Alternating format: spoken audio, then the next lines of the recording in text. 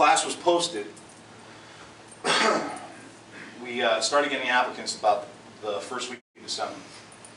And I got an application from a student who, you know, as soon as they apply, they usually get a quick reply back saying, hey, you're welcome to the class. You need to show up on whatever date to get your book. 5 minutes after I sent that reply, I got an email from his mother, which is not often that I get that. This was the first for me. And the reply from his mother was to say that her son was deaf. So what we did was we had a meeting with the instructors and figured out how we can help the student along. And through the development of the training programs, we came up with the students' help with nonverbal ways to help the student through.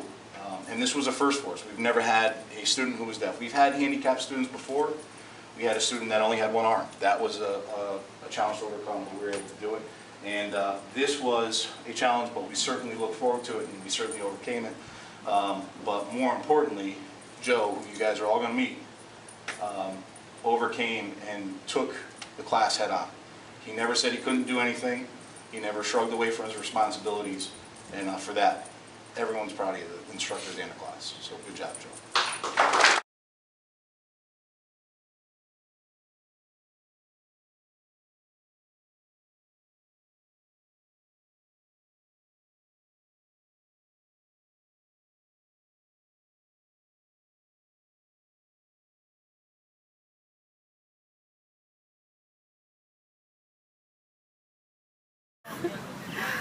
What made you want to be a firefighter? A deaf firefighter named Greg. I heard about him, and I knew that he could do it. That means I could do it too. So I.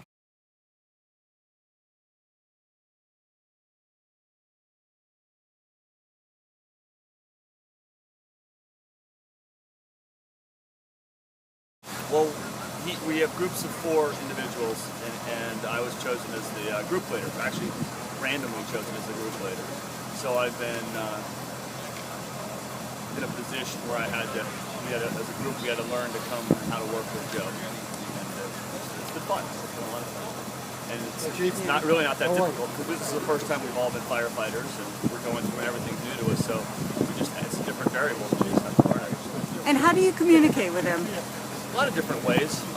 If we have the ability to have eye contact like we're outside, it's just hand signals that make common sense. A lot of them we've worked out together. If we're inside, it's a lot of pulling and tugging directions we want to go, and it's difficult to communicate anyway inside a firehouse. The trucks are running.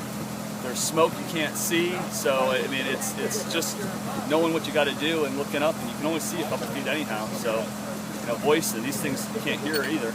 It's true. So it's just you're kind of deaf, dumb, and blind inside there for the most part. So it's just knowing what you got to do and being there and working as a team. So in some ways, you're almost on an even plane when you're inside. It's very similar, correct? Very cool.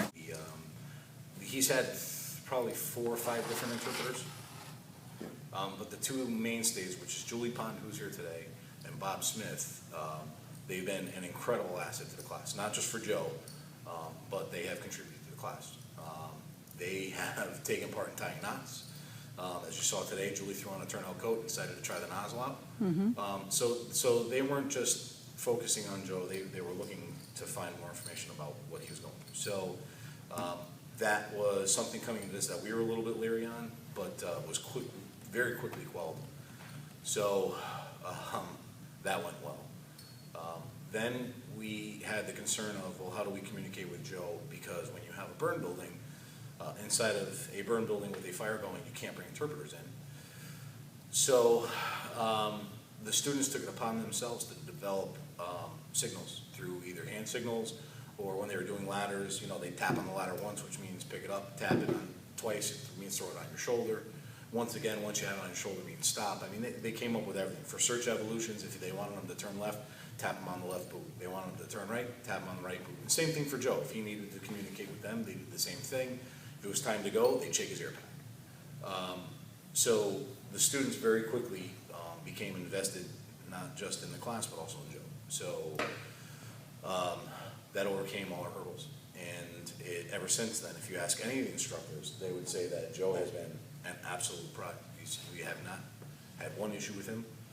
He comes in with a positive attitude. He takes nothing for granted, and he comes in and he wants to be here. He does a good job. He's been a positive influence on the class, and he's someone who the class has rallied around, and it has been, I think, good for all the students. See what they're capable of, you know, helping someone, which is what the fire service is really all about. I know it's something that he's wanted since he was little. I know it's a goal that he has wanted to accomplish, you know, for as long as I can remember, and I know that he's been working really hard with this class to do the best that he can. And in return, the class has been, the instructors, the people, everybody involved have really welcomed him in and made it their you know, job to make sure that Joey knows his job.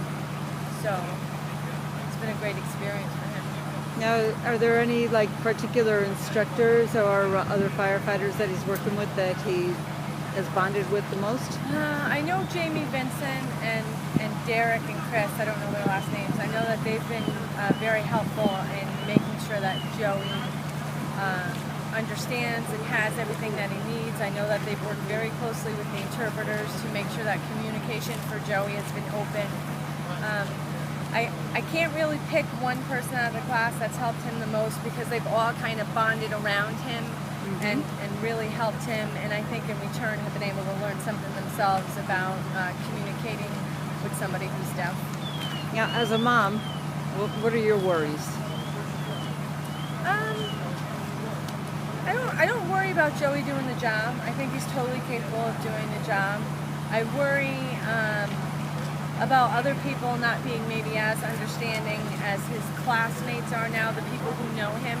I think it's really hard sometimes for people to take that step forward and take it upon themselves to know somebody with a disability, you know, like being hearing impaired. Joey uses primarily sign language, so he doesn't speak that much. I just hope, so I don't even know if it's a fear as much as I just hope that once he leaves this school and goes on to whatever it is he wants to do, that people are willing to just kind of step forward and get to know him and not judge him just based on the fact that he's deaf. So I'm very proud of him and the fact that I think it's taken a lot of guts for him to go into this class and really, you know, give 110% every time he goes. So I'm really proud of him. Really, as I've been growing, I've always wanted to be a firefighter, but now I changed to political science, and then I went back and saw firefighting again, keep passing by my house, and I know I really want to be a firefighter, and that's my goal, and I decided that's what I want to do. My heart is really connected to being a fireman. That's just I would like to be a fire inspector with safety issues and be able to look and see how to make things safer. And whatever's not safe, then to try to combine the two to improve that in the future for people.